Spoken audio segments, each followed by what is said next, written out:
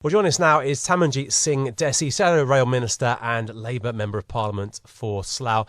Thanks so much for joining us on the show today. Now, you made one of the most impassioned speeches in Parliament last year about losing family members to COVID and criticising the Prime Minister. What's your take on what we've heard today from ITV News?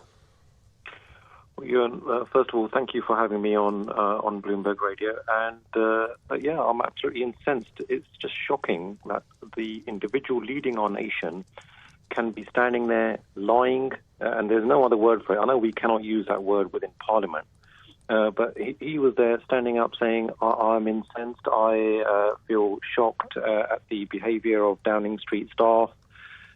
And now it seems that he's hiding behind an investigation. It doesn't take a genius to work out. If somebody is actually at a party, they can disclose. We don't need to wait for this issue to be kicked into the long grass. And as you rightly pointed out, last year I stood up and I said, look, during that April-May time, for the likes of myself, I could not be by the bedside of my dying grandmother in hospital. We were not allowed because those were the rules at the time. I could not carry my grandmother's coffin on my shoulders. I was not there, we were not there, the wider family, when my fun-loving uncle was on a ventilator in hospital when he was breathing his last breath on this earth. And when my brother-in-law's father somehow contracted COVID, we were not allowed to be by his bedside during his final moments. So people across our country have not been able to be with their dying loved ones.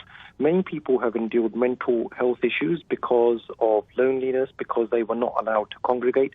And for a Prime Minister to be holding that booze party within Downing Street, less than an hour after his cabinet minister has announced that people can only meet one individual outside of their household, socially distanced, and here we have an invite that was sent to around 100 odd people. Well, this is shocking. And I also like to ask, what is the Met Police doing? The Met Police should be investigating these things. We don't need internal investigations ad nauseum.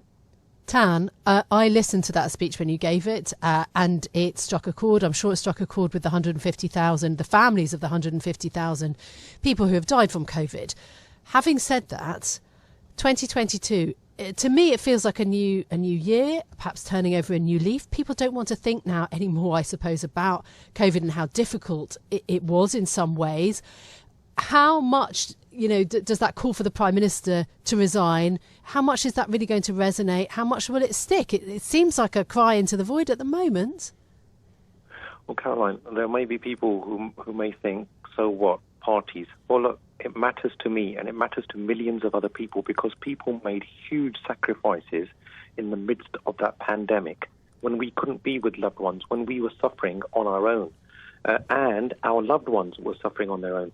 People, for example, in prison, they've been complaining to say that look, we were locked up for more than 23 hours a day because of this, in the height of this pandemic. There have been constituents writing to me saying this is just absolutely ridiculous. We need to get rid of, some of these inconsistencies in the Prime Minister's rules. But what happens? But the Prime Minister's not going to resign over this issue, surely, is he? There's no pressure on him to do so, is there? Caroline, we could expect somebody to do the honourable thing if they actually were honourable, if they had that integrity, if they cared about our country, our rules-based order, our values. And it seems to me that time and time again, when we need leadership from a Prime Minister, we have been found wanting from him. When it came to ministerial breaches, for example, when his own Home Secretary was found to have bullied her staff, what happened? Because he was the ultimate arbiter for these rules and the ministerial code, he let her off the hook. When it came to his own health secretary, another person who was preaching to the rest of us about obeying COVID rules, when he was found to be having an affair with somebody within his own team, again, he tried to protect the health secretary. It was only because of the deluge from amongst the wider British public and people writing into MPs, including to Conservative MPs, then they had to do a U-turn. When it came to his own principal advisor going to Barnard What about the issues, though, at the moment, Tan? I've got limited time, so I'm so sorry to jump in. What about protecting the NHS at this point? Do you see any further significant lockdowns, or is that a thing of the past? The next few weeks are going to be incredibly challenging for the NHS. Did the government make the right call not to introduce further restrictions over Christmas? Was that the right move? Look, we have always been saying that we need to follow the science, we need to follow the data. So in terms of COVID, we have been looking very, very closely at what our Chief Medical Officer and the Chief Scientific Advisor are saying, and what individuals within the NHS are saying in terms of protecting our NHS, that we do not want them to be over capacity. So that's going to be the ultimate issue in terms of how we set our COVID restrictions. We have supported the government in terms of their Plan B. I know many of their own Conservative backbenchers did not support the government, but we have, the Labour Party have always tried to do what is in the best national interest rather than playing party politics with this.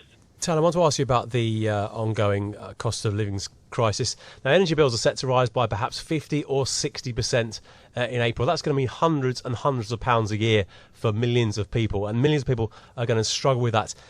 Labour's calling for 5% off. Is that really the best you can do?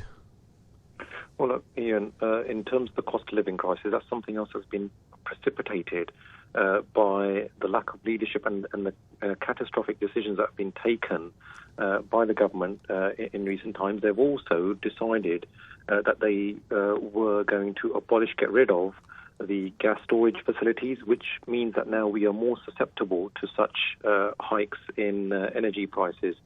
So what we are saying is that, firstly, we need to help households. So to get rid of the VAT on household energy bills for the year, I think that would be very much appreciated, because many people are deciding whether they're going to heat their home or whether they're going to put food on the table. We also need to make sure, and we want to do this by having a windfall tax, a carbon tax in essence, on North Sea energy producers. And I think that when they will be forced to pay £1.2 billion, that would help to mitigate many of those household bills as well. We also, as a Labour Party, are saying that we need to increase the warm homes discount from a paltry £140 a week at present to actually around £400 per year. Yeah, while doubling the number of households that are eligible to 9.3 million. Sorry. Okay, so then what about, the other big thing that's going to hit in April, of course, is the increase in national insurance payments in order to pay for social care and the NHS. Is that something that should be scrapped? Because that is a tax on, all working people, pensioners, that's going to also significantly impact household finances.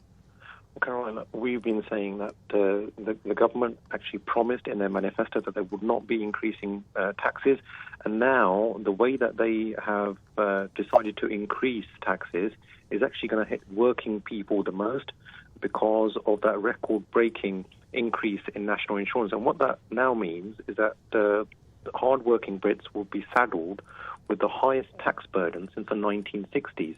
And it's estimated by the experts that the average household by 2026, 27 will be actually paying £3,000 more tax than when Boris Johnson actually became Prime Minister. So that's no way to be going about trying to solve a cost of living crisis. And at a time when we should be supporting households, we should not be saddling them with extra tax burden, especially on national insurance hikes.